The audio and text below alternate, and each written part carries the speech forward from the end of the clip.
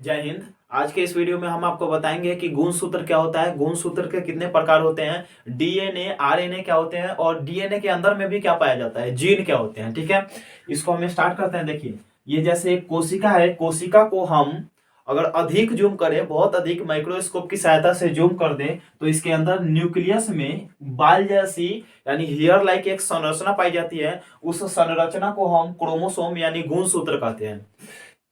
केंद्रक के अंदर में बाल जैसी संरचना को हम क्या कहते हैं, गुणसूत्र कहते हैं। इस गुणसूत्र के आकार की बात करें तो ये जो आकार इस टाइप का होता है, मतलब कि गुणसूत्र का आकार जो होता है यह अंग्रेजी के इंग्लिश के एक्स के तरह होता है। एक्स मतलब वर्ड के तरह होता है। और ये जो है ना, यह एक जेनेटिक मटेरियल है। गुणसूत्र क्या है? Genetic material. किसी भी पेरेंट्स के गुण को उसके संतति में ट्रांसफर करने का काम गुणसूत्र करता है। गुणसूत्र के अंदर में डीएनए, आरएनए और न्यूक्लियोटाइड्स पाए जाते हैं। ठीक, यह जो होता है ना, यह हमेशा जोड़े में पाया जाता है। जैसे मान लिए एक इधर वाला और एक इधर वाला, ये दोनों एक जोड़ा है। ठीक है, ये एक हो गया और एक ये हो गया, मतलब ये दोनों पाए जाते हैं एक जोड़ा। ये क्या हो गया? एक जोड़ा। मतलब कि गुणसूत्र जो होते हैं ये हमेशा जोड़े में पाए जाते हैं। ठीक, आगे, मानव में गुणसूत्र की संख्या 46 होती है। मानव में गुणसूत्र की संख्या कितनी होती है? 46, 46। मतलब कि इसे जोड़ा में कहें तो 23 जोड़ा। कितना होता है? 23 जोड़ा। अब इस 23 जोड़ा में जो 22 जोड़ा गुणसूत्र होता है वो मेल और फीमेल, मानव में मेल और फीमेल दोनों में सेम होते हैं। लेकिन एक जोड़ा गुणसूत्र मतलब कि एक जोड़ा जो गुणसूत्र है वो अलग होता है, डिफरेंट होता है। जैसे मेल में अलग हुआ, फीमेल में अलग। इस गुणसूत्र को हम लिंग गुणसूत्र या इंग्लिश में कहें सेक्स क्रोमोसोम कहते हैं। यह एक जेनेटिक मटेरियल है। इसका एक स्क्रीनशॉट लीजिए। इस क्रोमोसोम को, जैसे मान लिए ये छोटा क्रोमोसोम है, ठीक है, इस क्रोमोसोम को वैज्ञानिकों ने क्या किया, इसको अधिक मतलब बड़ा किया। ठीक है, माइक्रोस्कोप की सहायता से अधिक जूम करके देखा तो इसमें पता चला कि बहुत सारे स्प्रिंग लाइक संरचना है, स्प्रिंग के तरह अंदर में लपेटे हुए संरचना थे।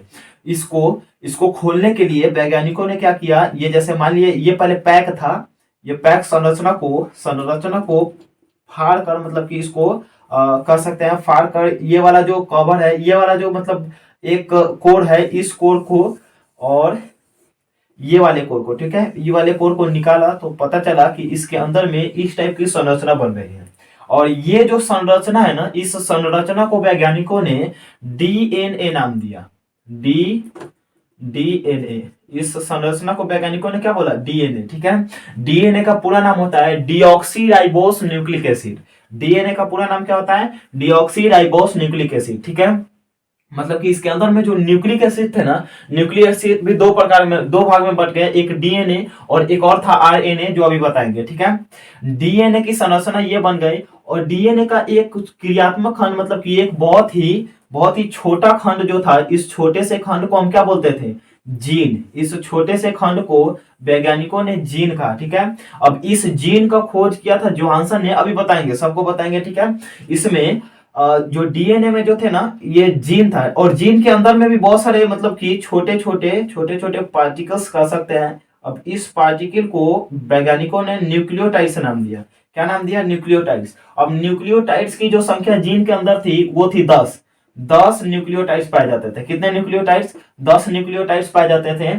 और 10 न्यूक्लियोटाइड्स का, इसका जो मतलब इसे मापा जाता है, इसे एंगस्ट्रम में, क्या चीज में? एंगस्ट्रम में मापा जाता है। और इसका जो कह सकते हैं, इसके अंदर में जो यहां से इस जीन की जो लंबाई होती है यहां से यहां तक की, ये होती है 34 एंगस्ट्रम। कितनी होती है?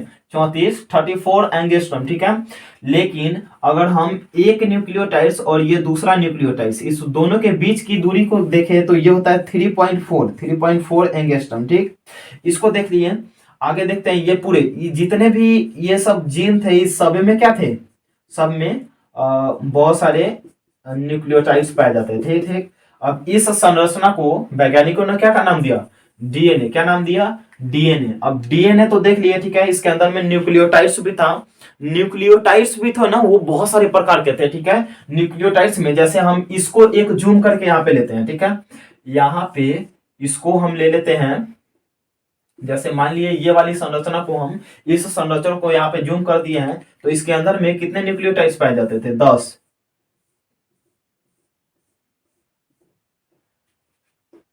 इसके अंदर में कितने न्यूक्लियोटाइड्स, 10 न्यूक्लियोटाइड हो गए। अब इस न्यूक्लियोटाइड्स में जैसे डीएनए का, ये डीएनए का एक छोटा सा जीन हो गया, क्या हो गया, जीन। इस जीन में कितने 10 न्यूक्लियोटाइड्स पाए जाते थे। एक न्यूक्लियोटाइड्स का मतलब एक न्यूक्लियोटाइड्स में, जैसे आप लोग सोचते होंगे इसमें जो पाया जाता है 4 तत्व पाए जाते हैं, 4 कह सकते हैं केमिकल पाए जाते हैं। एडिनिन, आगे होता है थाइमिन, गुआनिन और साइटोसिन। इस एडिनिन और थाइमिन के बीच डबल बॉन्ड होता है और गुआनिन साइटोसिन के बीच में ट्रिपल बॉन्ड होता है। आप लोग सोच रहे होंगे कि ये वाला एडिनिन है, ये थाइमिन है, ये गुआनिन, ये साइटोसिन, ऐसा नहीं था, ठीक है। ये जो था ना, ये संरचना इस प्रकार की थी। जैसे मान लिए ये फर्स्ट ले लेते हैं, इसमें ये पहला था एडिनिन, उसके इसी के अंदर में नीचे में ये हो गया गुआनिन, एडिनिन, थाइमिन हो गया, ठीक है। उसके बाद में ये मान लेते हैं ये गुआनिन है और इसके बाद में मान लेते हैं ये वाला क्या है, साइटोसिन, ठीक है।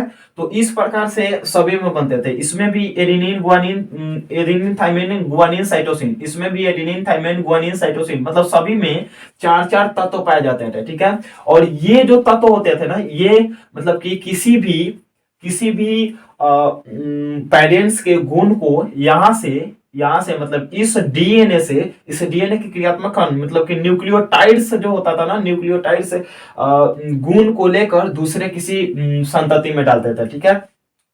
ये आपको समझ में आया। इसको देखिए, इसका स्क्रीनशॉट लीजिए। अभी बताते हैं डीएनए और आरएनए में क्या अंतर है। तो यहाँ हम देखते हैं, अभी हम देखे हैं फिगर में क्या था, जो न्यूक्लिक एसिड थे ना, न्यूक्लिक एसिड जो थे 2 प्रकार के, ठीक है। पहला था डीएनए और दूसरा क्या था, आरएनए। डीएनए में देखते हैं, डीएनए जो होता है ना, डबल हेलिक्स का मतलब हुआ कि ये वाली संरचना, एक सिंगल हेलिक्स ये हो गया, ठीक है। और इसके मतलब कि इसके ऊपर में एक और संरचना होती है, मतलब ये क्या हो गया, डबल हेलिक्स, ठीक है। और डबल हेलिक्स के अंदर में क्या होते हैं, न्यूक्लियोटाइड्स पाए जाते हैं। न्यूक्लियोटाइड्स में जो बेस होते हैं कितने प्रकार के, 4 प्रकार के, एडिनिन, थाइमिन, गुआनिन, साइटोसिन।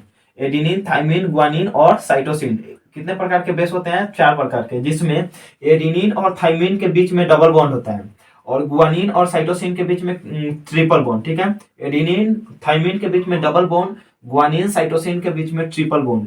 ये बेस होते हैं, मतलब कि 4 प्रकार के बेस पाए जाते हैं किसमें, डीएनए में, ठीक है। जैसे ये वाला जो हो गया, ये एडिनिन, और ये नीचे वाला थाइमिन, ये गुआनिन, और ये क्या हो गया, साइटोसिन। ऐसे ही इसके अंदर में कितने होते हैं, 10 होते हैं, 1 2 3 4 5 6 7 8 9 10, ठीक है।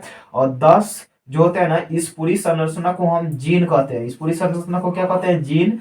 अब जीन का जो मतलब कि ये जो शेप, मतलब इसके बीच की जो दूरी होती है, यहाँ से लेकर यहाँ तक के एक जीन की जो लंबाई होती है वो होती है 34 एंगस्ट्रॉम। कितनी होती है, 34 एंगस्ट्रॉम होती है। अब इस 34 एंगस्ट्रॉम का मतलब एक जीन की जो लंबाई होती है 34 एंगस्ट्रॉम होती है, ठीक है। आगे देखते हैं, ये जो डीन है, डीएनए जो है, डीएनए मतलब यूकैरियोटिक जीवों में पाया जाता है। यूकैरियोटिक जीव क्या होते हैं, जैसे मानव जो हमें आसानी से दिखाई दे देते हैं, वैसे जीवों को हम यूकैरियोटिक जीव कहते हैं, ठीक है। जैसे मानव हो गया, किसी भी पेड़ पौधे, कोई भी पेड़ पौधा, मतलब बहुत सारा चीज, ठीक है, जीव जंतु, ये सब जीव यूकैरियोटिक में आ जाता है, ठीक है। इसकी संरचना आपसे पूछा जाता है, इसकी संरचना कैसी होती है, डबल हेलिक्स। न्यूक्लियोटाइड्स का दूसरा भाग आ जाता है आरएनए। आरएनए जो होता है ये सिंगल हेलिक्स होता है, मतलब कि ये एक ही पार्ट होता है। अगर डीएनए में से, अगर मान लिए ये डीएनए है, ठीक है, इस डीएनए में से ये निचला भाग को हटा दिया जाए, निचले भाग को हम हटा दे, तो ये वाली संरचना जो बन जाती है, ये क्या बन जाती है, ये आरएनए बन जाती है, ठीक है। ये वाली संरचना जो होती है ये आरएनए।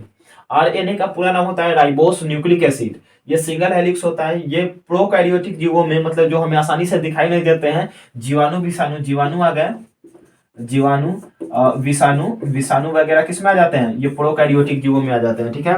और इसमें मानव, पेड़ पौधे वगैरह सभी किस में आ जाते हैं, ये यूकैरियोटिक में। और प्रोकैरियोटिक जीवाणु, विषाणु, तो इसमें क्या आरएनए पाए जाते हैं। आरएनए में जो बेस होता है ना, बेस होता है 4 प्रकार के बेस, एडिनिन, यूरेसिल। समझिए इस दोनों में अंतर है, इसमें थाइमिन था और इसमें क्या हो जाता है, यूरेसिल। इसके बीच में भी डबल बॉन्ड, इसके बीच में भी ट्रिपल बॉन्ड, बाकी सब सेम होते हैं, ठीक है। और हेलिक्स में सिंगल हेलिक्स, इसमें डबल हेलिक्स, ठीक है।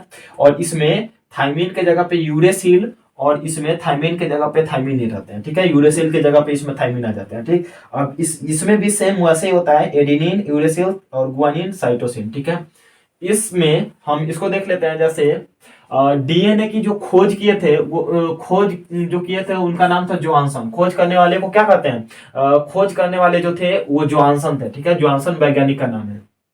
पहली बार कार्लसबर्ग ने सबसे पहली बार मतलब डीएनए को देखा था। डीएनए को सबसे पहले किसने देखा? कार्लसबर्ग ने, ठीक है। आपसे क्वेश्चन पूछा जाता है। मॉडल दिया, मॉडल मतलब कि डीएनए का जो मॉडल था, ये डबल हेलिक्स मॉडल, ये किसने दिया? तो ये वाटसन एंड क्रिक ने इस डीएनए का मतलब कि मॉडल दिया था कि ये डीएनए क्या है, डबल हेलिक्स मॉडल का है, ठीक है। आई होप ये वीडियो आपको अच्छा लगा होगा। अगर अच्छा लगा हो तो वीडियो को लाइक, चैनल को सब्सक्राइब करें। तब तक के लिए धन्यवाद। जय हिंद, जय भारत।